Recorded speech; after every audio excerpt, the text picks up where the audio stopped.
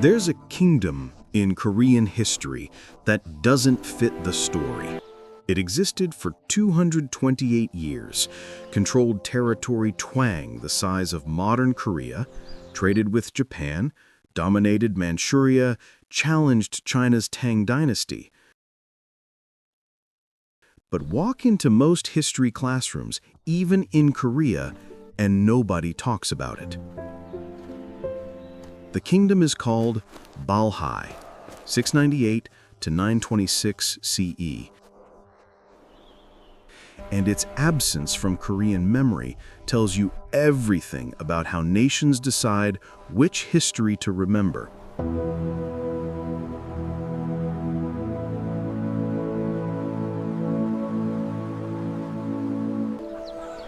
Let me take you to 698 CE. The Korean peninsula is divided. In the south, Silla Kingdom. They unified the peninsula in 676 CE, but that unification came at a cost. Silla gave up Goguryeo northern territories to Tang China. Hundreds of thousands of ethnic Koreans, Goguryeo people, now lived under Chinese rule. They didn't accept it.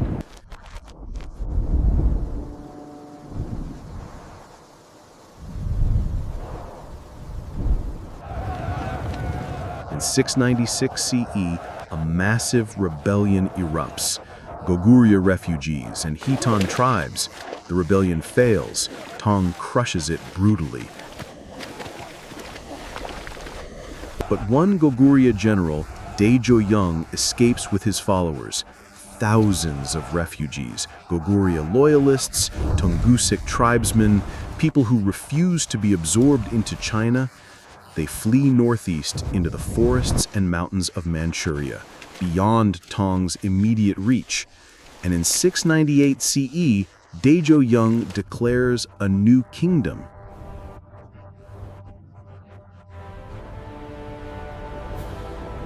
He calls it Jin, prosperous. Later, it becomes known as Balhae, flourishing sea. This is Korea's northern kingdom, the one that got away, the one that said no to Chinese absorption.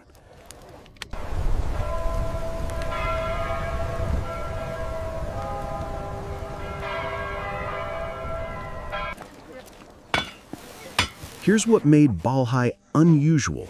It was multi-ethnic from the beginning. The ruling class, Daejo-young's faction, were Goguryeo Koreans. They spoke Korean, used Korean names, but the general population was mixed. Goguryeo refugees, yes, but also Mohai tribes, Tungusic peoples, indigenous to Manchuria, Khitan groups, even some displaced Chinese settlers. Ha ha ha ha. This wasn't ethnic purity nationalism.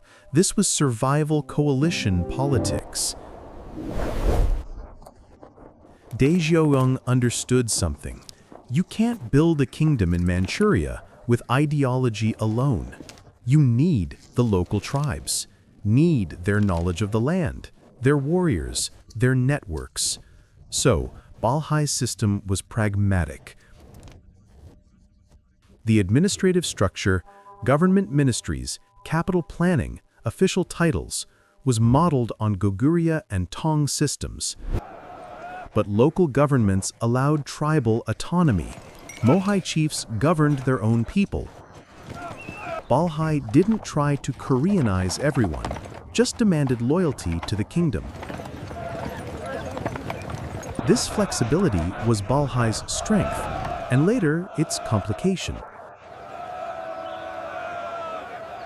Because this multi-ethnic reality makes modern claims messy. Korea says it was Korean. China says it was multi-ethnic, therefore Chinese territorial history. Both have evidence, both are incomplete.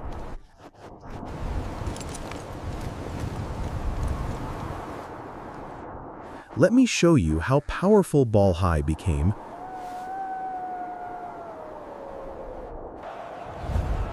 By 1720, just 20 years after founding, Balhae controlled vast territory, from the Amur River in the north to the Liaodong Peninsula in the south, from the Sea of Japan in the east deep into Manchuria westward.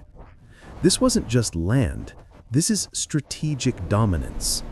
Balhae controlled the northern maritime Silk Road. Trade between Korea, Japan, and northern China flowed through Balhae ports. Taxes from this trade funded the kingdom. They built 5 capitals, rotating between them, seasonally. The main capital, Songyeong, had a population over 100,000. Palace complexes, Buddhist temples, defensive walls. Archaeological evidence shows sophisticated urban planning, underground heating systems, ceramic production, metalworking, and military strength. Balhae fielded armies that raided Tang China multiple times. In 732 CE, Balhae launched a naval attack on Tang's Shandong Peninsula. Shocking Tang authorities, who thought Balhae was too far away to be a threat. Tang called Balhae the prosperous country of the East. This wasn't a vassal state, this was a regional power. But here's where it gets politically complicated. Balhae's relationship with Silla. You'd think 2 Korean kingdoms would be natural allies, both claiming Goguryeo heritage, both facing Tang pressure. They weren't. Silla and Balhae were rivals, sometimes hostile, often cold. Why?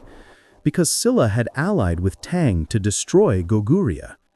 Balhae was founded by Goguryeo refugees who saw Silla as traitors. There's a border between them, roughly along modern North Korea's northern boundary. Both kingdoms fortified it. Skirmishes happened. Diplomacy was minimal.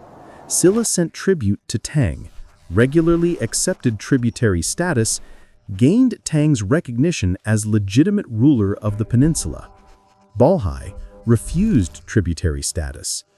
Initially only engaged with Tang when strategically necessary, preferred independence. This creates a problem for modern Korean nationalism. If Balhae and Silla, even antagonistic, South Korea's official position, yes, both were Korean states, just divided politically, like later North-South division. North Korea's position, yes, and Balhae proves Korean territory historically extended into Manchuria.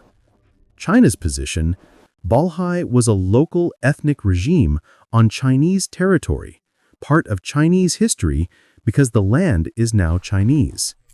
All 3 narratives use Balhae for present political needs. Let me tell you about Balhae's culture, what we can recover from archaeology and limited records. The elite were Confucian educated. Balhae sent students to Tang China's Imperial Academy.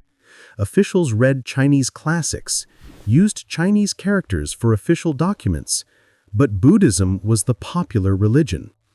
Temples across the kingdom, monks traveled between Balhae, Silla, Tang, and Japan. Buddhist art shows influence from all 4 regions. The architectural style was unique. Korean palace layouts, Tang decorative elements, local Manchu, Balhae script. They used classical Chinese for official records, but likely spoke Korean and Tungusic languages in daily life. We have no purely phonetic Balhae texts, so the exact language situation is debated. It's clear Balhae was cosmopolitan, not isolated, not purely Korean or Chinese in culture. It was syncretic, blending multiple traditions into something distinctive. And this is why Balhae is hard to teach in schools. It doesn't fit clean national narratives. It's messy, multi-ethnic, hybrid.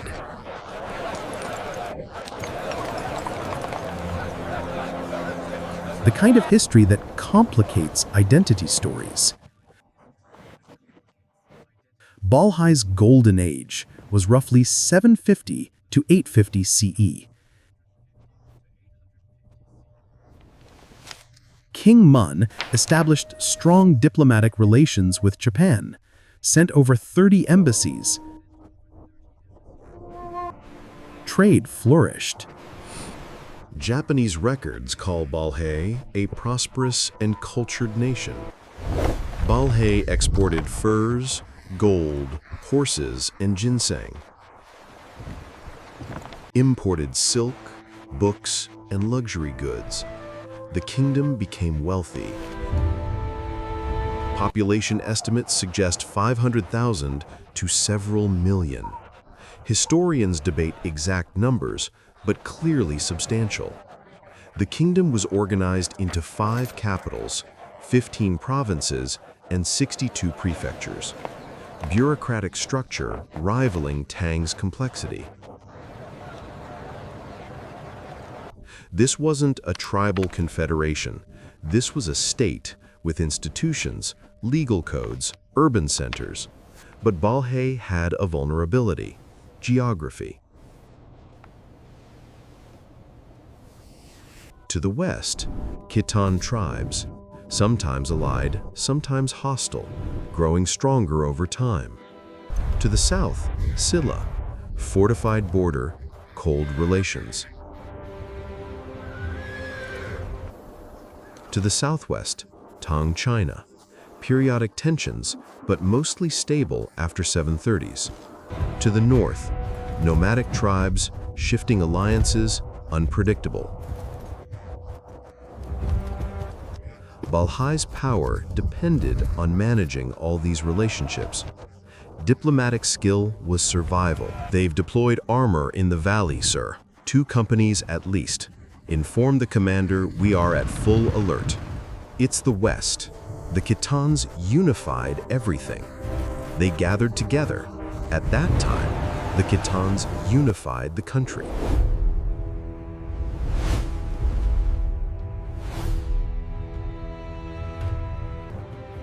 By 907 CE, Khitans had grown powerful enough to challenge regional powers. They were cavalry dominant, mobile, aggressive. And Balhae was in the way.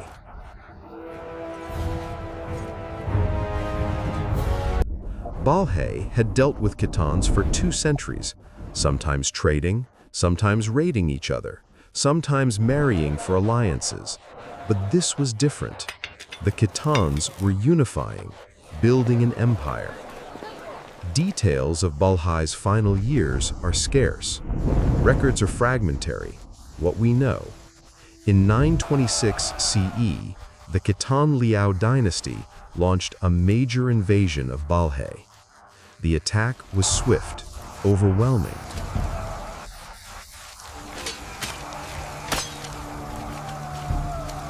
Within months, Balhae's capitals fell.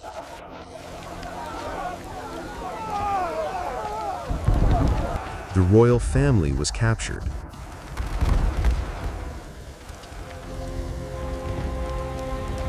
The kingdom collapsed.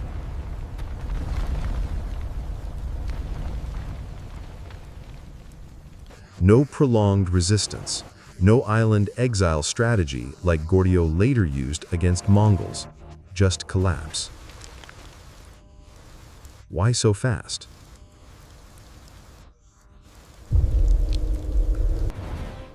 The throne belongs to the bloodline of Daijo Young, not these barbarians. We are not barbarians. The Mohai tribes demand representation. 2. Military superiority.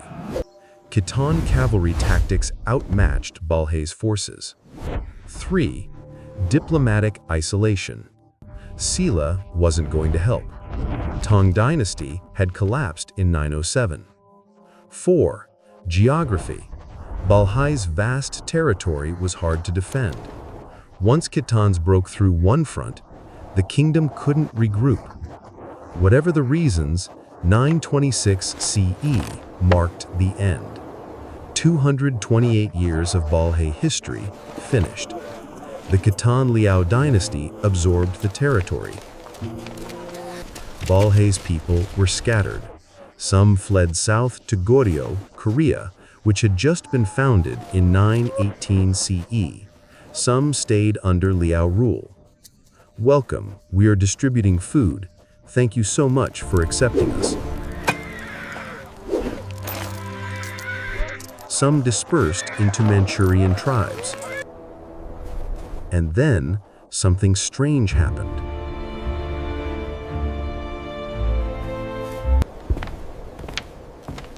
Balhae was forgotten.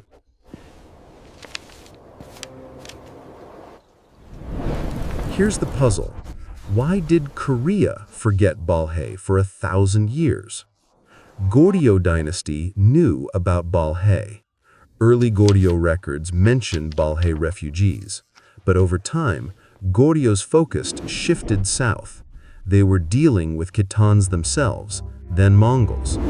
The center of Korean political life was the peninsula, not Manchuria.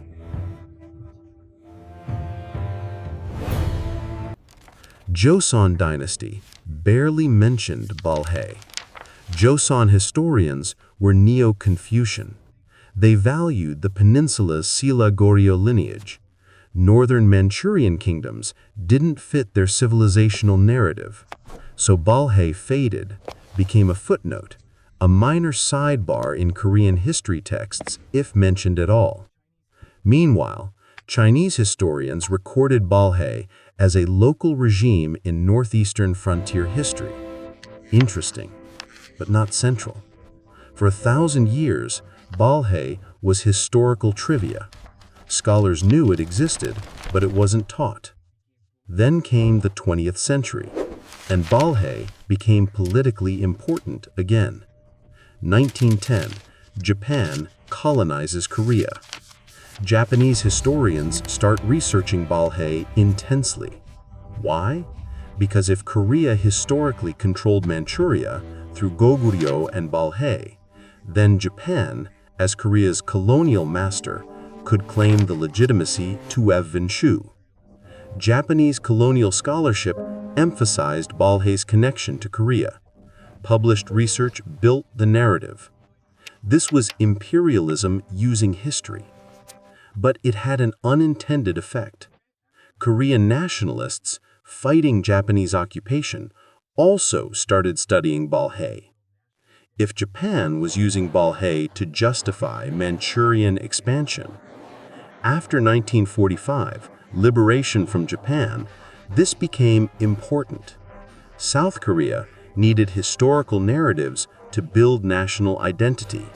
Balhae, a Korean kingdom in the north, offered something, a story of Korean power extending beyond current borders. North Korea went further. North Korean historians argued Balhae proved Korean territory historically included Manchuria. But there was a problem. Balhae's territory is now in China, and China was North Korea's ally. Modern China officially considers Balhae part of Chinese frontier ethnic history. The reasoning?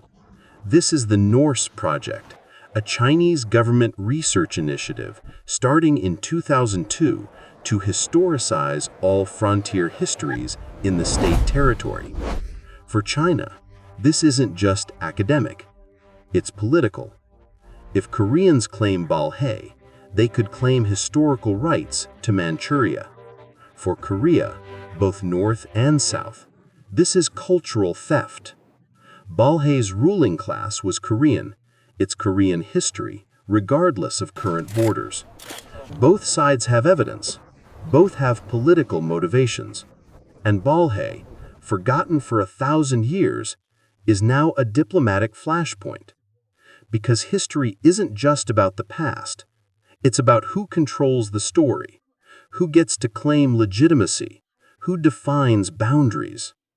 Let me tell you what we can actually verify about Balhae from archaeology. This map is for Gwanghwamun, the main capital, Sangyeong. Its ruins are in Heilongjiang Province, China. Excavations show pottery mixing Korean, Chinese, and local Manchurian styles. Defensive walls, massive, well-engineered tombs of Balhae nobility. This physical evidence supports the multi-ethnic, hybrid culture interpretation. Clearly connected to Korean, there's a museum in Ning'an, China, dedicated to Balhae runes. It's a Chinese government museum. Same artifacts, different narratives. And the Balhae people themselves, they left almost no first-person texts explaining their identity.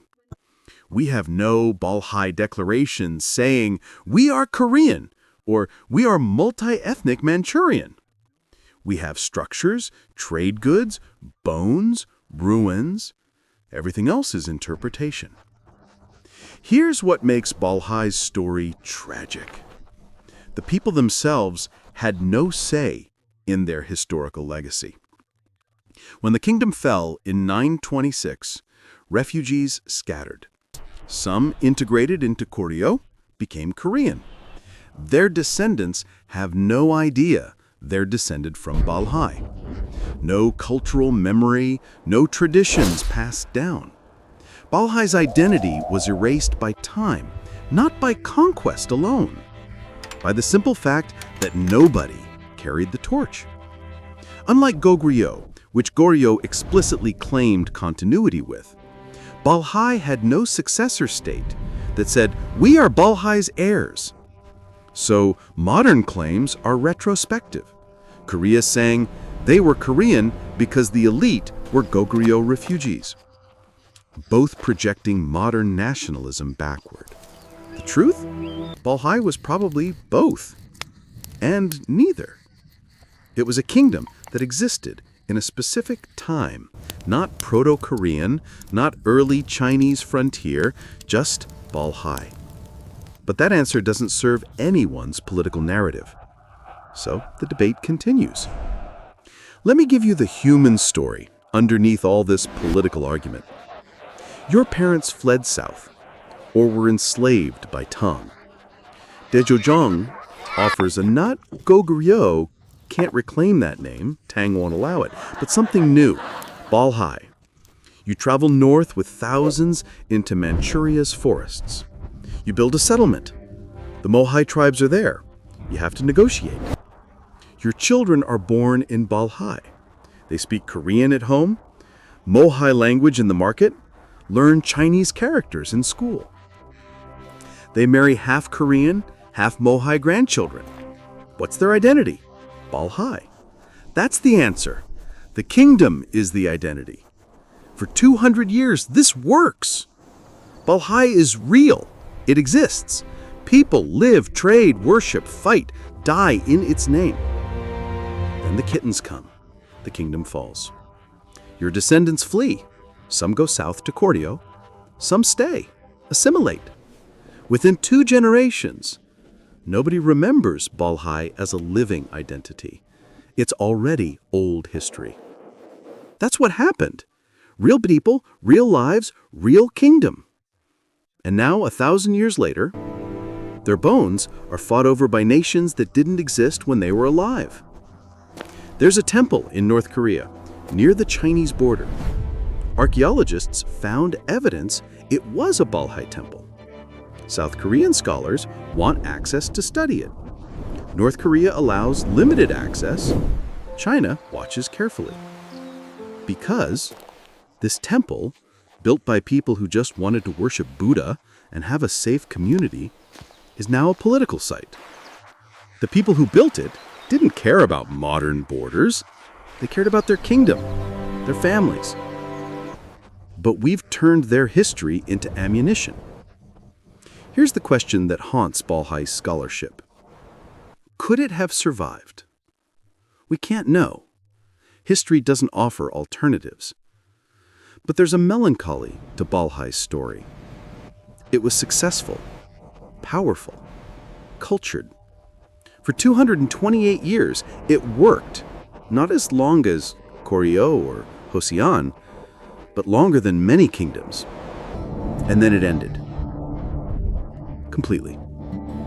No successor state, no continued identity, just ruins, records in foreign archives, archaeological sites behind modern borders, and modern nations arguing over what it meant. Balhae, Until now. the Korean kingdom in Manchuria, the northern state. Nobody remembers. Until now.